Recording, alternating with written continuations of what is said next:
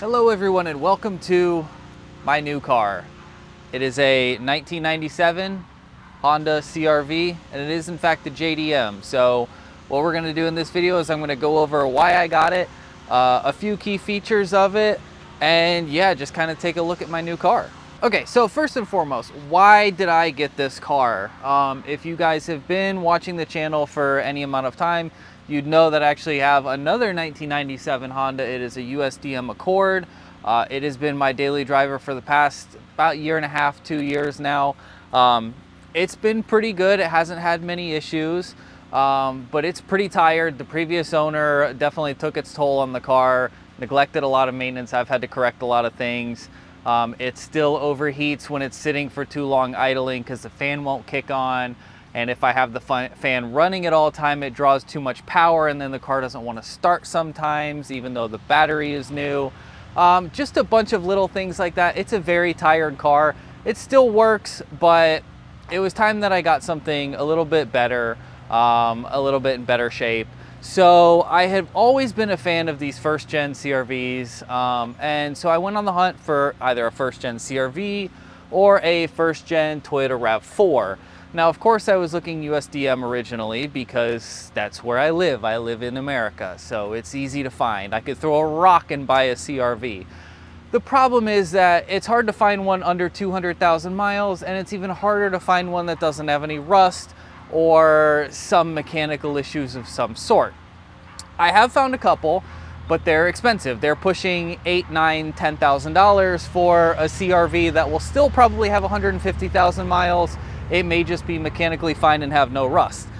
If you know anything about these cars or Hondas from this area, right here in particular and right here are notorious rust spots. You can look at any CRV for sale right now and all of this will be completely rotted out. Now this one does have one tiny little spot right here forming, but I'm not too worried about it. It hasn't gone all the way through. I felt the backside of the fender. It feels fine. And I know it's inevitably gonna get it. So I'm not too concerned about the rust. I just didn't want to buy something that was already a rust bucket and then I have to fight for months and months and months to try and correct it. Now, I went on a bit of a tangent, but I couldn't find any RAV4 for the life of me that was worth any amount of money to me personally. I mean, there were some $1,500, $2,500, but they were just complete piles of shit, to be perfectly honest. I even tossed around the idea of importing one myself, although there were only a couple for sale on the auction sites that I saw, and even those had a couple of mechanical issues. So I scrapped the RAV4 idea. I couldn't find anything decent. Not that I was in a rush, but I was looking to get into something sooner rather than later, especially with winter being here. While the Accord does fine, I would much prefer to have all-wheel drive. So in my research, this one popped up and I looked at it a couple of times. The price was a little bit more than I was really wanting to spend on a car right now. I was hoping to just get something for $2,000, $3,000, $4,000. But I decided to just go ahead and message the guy anyway, because you never know what you can get a car for. So going back and forth, messaging him, he wanted to do something one weekend and said, hey, if you come get it this weekend, I'll give it to you for this price. And that was a price I was okay with. So I went to take a look at it and brought it home, and here we are. So let's get into some of the key features. Now, I mentioned before this is a JDM. What is the difference between a JDM and a USDM CRV, you may be asking? Well, from the outside, it doesn't look like much other than maybe some stickers or something like that, but it's actually more than you might think. So yes, we have the decals along the side here. We also have a decal on the spare tire carrier that matches the decals on the side. We have an oversized roof spoiler, which has chrome on it. The roof rails, I believe, are the same as USDM. I don't know about this antenna. I don't remember seeing them on any USDM ones. These oversized rain guards, the chrome mirrors, and this brush guard, bull bar, whatever the hell you want to call it, on the front here that has chrome and has some fog lights on it. And I've got someone pulling up here. I don't know if they're gonna kick me away or do something, but I guess we'll see here.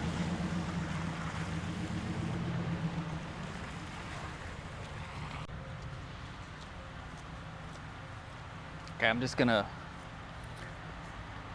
go ahead and continue until he feels like coming over here, if he feels like coming over here. Okay, I guess we left off with the brush guard. It's got a fender mirror, which, if you don't know, the fender mirror is actually for parking. With it being right-hand drive and driving on the right side over there, when parallel parking on the opposite side, they use that to kind of see how close they are with their wheels and tires. So that's what that's for, which is one of my favorite things about this car. The other is the interior. It doesn't look much different to the naked eye, but there are a few key differences. One of which being the actual seats and fabric themselves. The pattern is actually different on JDM. I keep looking back there, I'm sorry. The pattern is actually different. I've only seen it on a couple different ones that I have, and I don't know if they're different trim models or what. Mine's got sort of like a V-shaped pattern, which I'll show you. I'll overlay videos over all this stuff that I'm talking about. But it's got a very cool pattern on the seats and the center console, which I absolutely adore. Steering wheel obviously being on the right side. And then it also has these cool, very long handles. I don't know if they're supposed to be grab handles or meant for like hanging something or what, but they go all the way along the side. And I actually have a semi pulling up here now. He's probably here to get that trailer that's behind me, so that's probably what that's for. As far as mechanical differences, there's not a whole lot. The JDM CRV actually got a B20Z motor, which is slightly different. I don't know what the actual differences are. I probably should have researched that ahead of time, but it is slightly different. For some reason, people put the JDM version in USDM CRVs when they go for an engine swap, so I think it might be either higher compression or something like that. I know it doesn't have VTEC. It's not anything fancy like that. But it is fairly low miles. It only has 114,000 miles on it, which is perfect. That's impossible to find in a USDM CRV without paying what I paid, if not more. And the other key difference, which a keen eye viewer may have already spotted, is that this particular CRV has 5 lug in the front and 4 lug in the rear. Now, the JDM CRVs are actually 4 lug, believe it or not. USDM are 5 lug. So why does this one then have 5 lug in the front and 4 lug in the rear? Well, the previous owner actually started doing a 5 lug swap. And the reason for that is it is not impossible, but it's very difficult to get parts from Japan to the United States. It costs a lot of money. They're harder to find. It's harder to search for. So by switching this, excuse me, by switching this to 5 lug, it actually essentially makes everything underneath USDM. The axle shafts, the brakes, the hubs, everything like that. All of this is now going to be, it's on the front, it's going to be on the rear, is going to be USDM spec. So it makes sense with it being all USDM because I can go to the parts store, I can order it from Rock Auto, and just get what I need when all this stuff inevitably breaks, because I do plan on driving this car until the wheels fall off. In order to finish the swap, I think I need axle shafts. I'm not 100% sure if it's the front and rear that are different or if it's just the front. I might be able to reuse the rear shafts. I'm not 100% sure.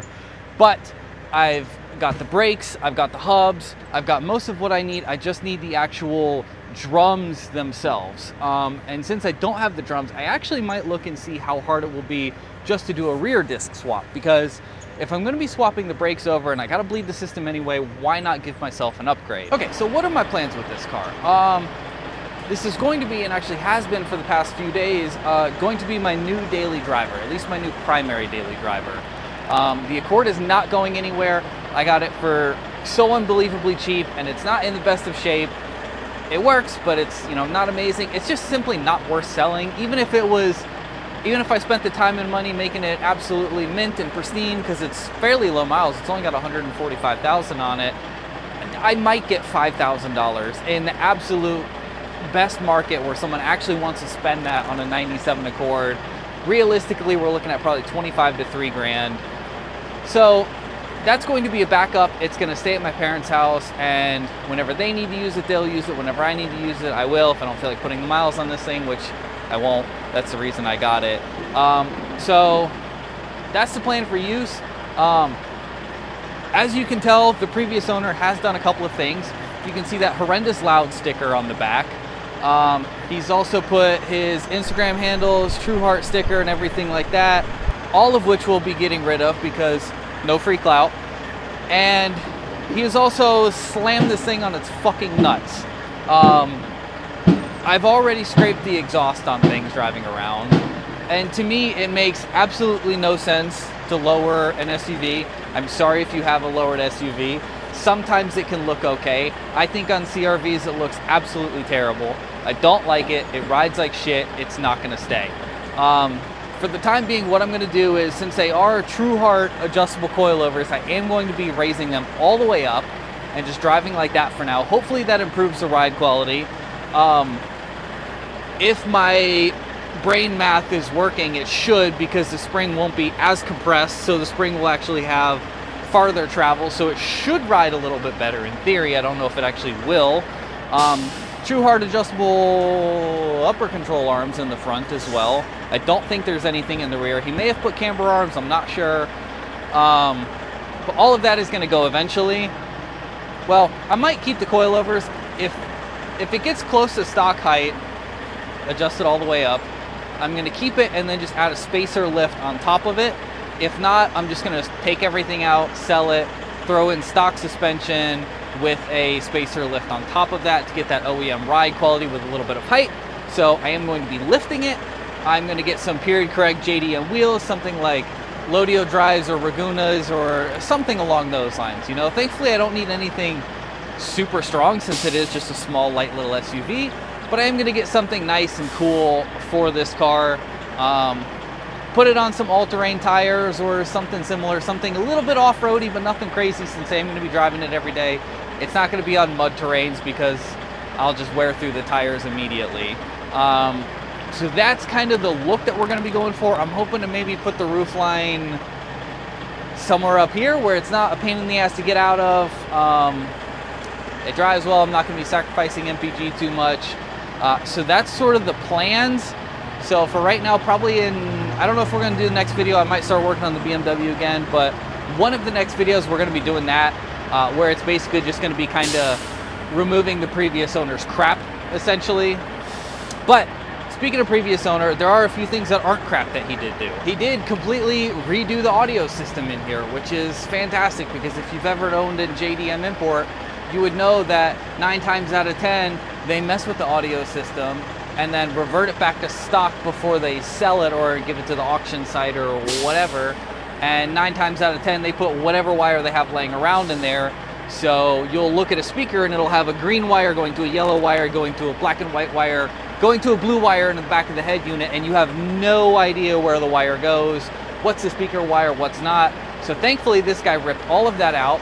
It has a new Kenwood head unit that is wireless CarPlay, which is fantastic.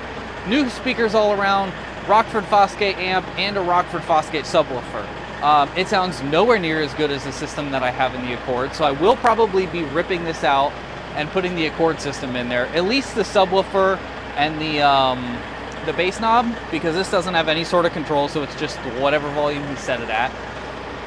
But that's fantastic, so I don't have to do that. So I've got my CarPlay, I've got GPS, I've got everything I need, and I don't have to touch any of it. It's good enough for now, you know? He also put a, God, I almost said Nardi. I wish it was a fucking Nardi. It's a Grip Royal hub and Grip Royal steering wheel. It's wood grain with aluminum in the middle. I think it looks awesome. I'm not a huge fan of aftermarket steering wheels, but I think this one looks really good. It's classy.